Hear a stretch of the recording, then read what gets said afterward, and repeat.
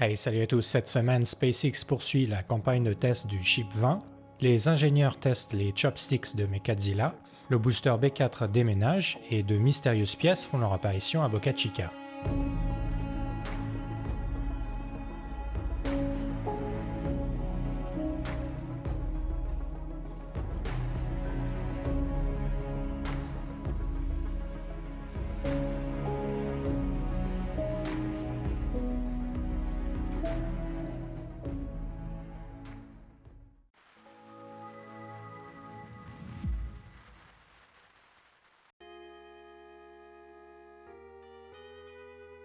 Et oui, vous l'aurez compris, même en période de fête, les ouvriers de SpaceX s'activent pour préparer le vol inaugural du Starship, notamment en poursuivant les tests du Ship 20. Mercredi dernier, après l'évacuation du site, le déluge d'eau du pas de tir suborbital, ici visible à gauche, s'est mis en route quelques secondes avant l'allumage des moteurs du prototype.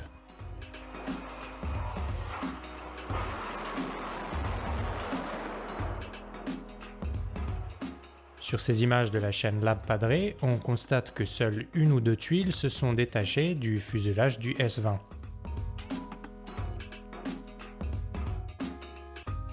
Si l'on en croit ces photos, le bouclier thermique du prototype semblerait donc résister de mieux en mieux aux vibrations des tests. Alors pour la petite anecdote, on a aussi pu apercevoir Apollo, le nouveau chien robot de SpaceX. Avec sa pince, le robot de la Boston Dynamics traînait derrière lui un drôle de système placé sur deux planches à roulettes. Alors je sais pas ce que vous en pensez, mais j'imagine qu'il pourrait s'agir de capteurs positionnés près du pas de tir pour enregistrer des données pendant les tests. Enfin, le travail continue aussi du côté du centre de test de McGregor, où SpaceX poursuit les essais de son Raptor 2. Sur ces images tournées hier, on devine le nuage de vapeur d'eau probablement créé par le système de déluge d'eau utilisé pour atténuer les vibrations et le bruit lors des essais des moteurs.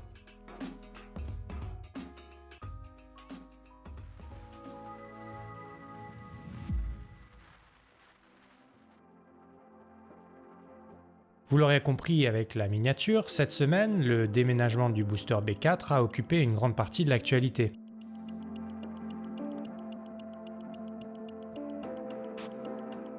Dimanche, la grue aux couleurs de SpaceX a soulevé le prototype de 70 mètres de haut pour libérer la table orbitale.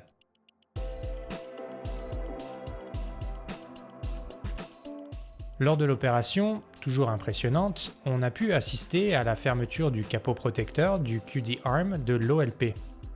Pour rappel, cette structure protégera le bras de ravitaillement du booster lors des lancements du Starship.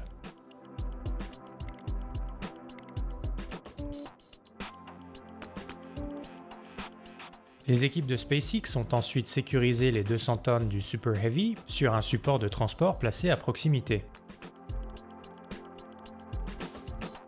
Sur ces photos de Starship Gazer, on constate qu'une nouvelle plaque a aussi été placée sur le B4 pour protéger le panneau de ravitaillement du booster.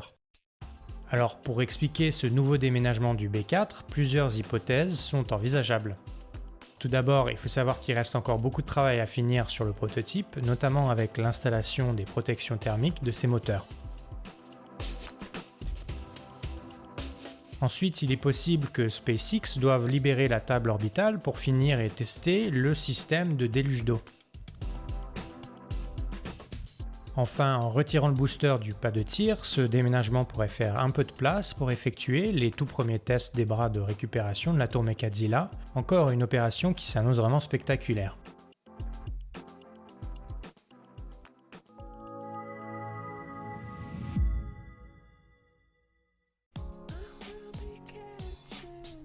D'ailleurs, en parlant de Mechadzilla, il y a eu enfin un petit peu d'activité du côté de la tour de lancement du Starship. Hier, les ouvriers semblaient commencer à retirer les échafaudages qui occupent les piliers de Mechadzilla, une étape indispensable si SpaceX souhaite bientôt tester le déplacement vertical des fameux chopsticks. Puisqu'on parle des chopsticks, vendredi dernier, les bras de récupération ont effectué de légers mouvements de va-et-vient, probablement pour tester les vérins hydrauliques qui contrôlent la position horizontale des immenses baguettes. Alors avec ce nouveau déménagement du booster B4, les spéculations vont bon train sur Internet et une partie de la communauté espère voir SpaceX utiliser les chopsticks pour replacer le Super Heavy B4 sur son pas de tir. Pour rappel, avant de voir le Starship tenter son premier vol orbital, les ingénieurs devront tester les 29 Raptors du prototype lors d'une mise à feu statique qui ne pourra se faire que sur l'OLP.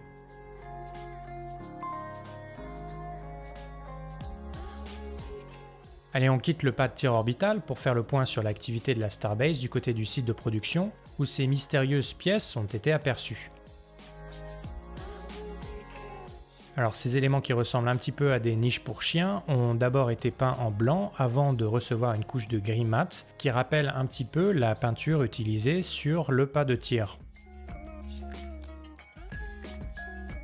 Alors à votre avis, à quoi pourraient servir ces pièces ? Personnellement, avec cette forme et cette couleur, j'imagine bien des protections qui seront bientôt ajoutées à l'OLP. Devant le High Bay, le nez du prototype S-21 attend toujours pour être assemblé à sa section inférieure. Sur cette image plus détaillée du fuselage du prototype, on constate que les ouvriers ont récemment collé les dernières tuiles qui forment la jonction avec la surface inclinée de l'aile avant.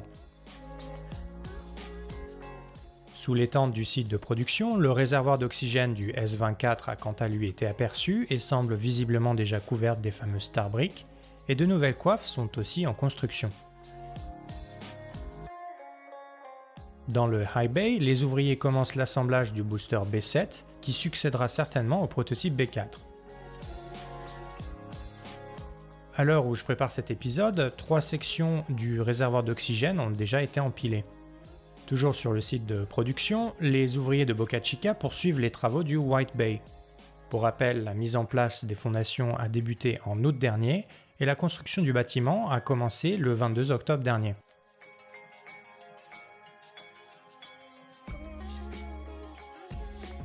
Alors à ce rythme, le White Bay pourrait, je dis bien pourrait, être fini d'ici la fin du mois de mars.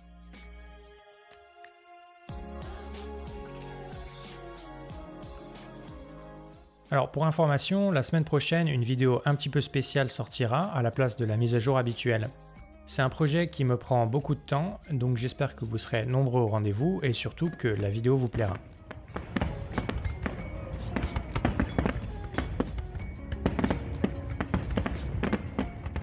Voilà, sur ce, je voulais aussi profiter de l'occasion pour vous souhaiter à tous et à toutes une excellente année 2022. Merci encore pour ces 3 premiers mois sur YouTube, c'est vraiment génial de pouvoir partager avec vous l'évolution de ce projet.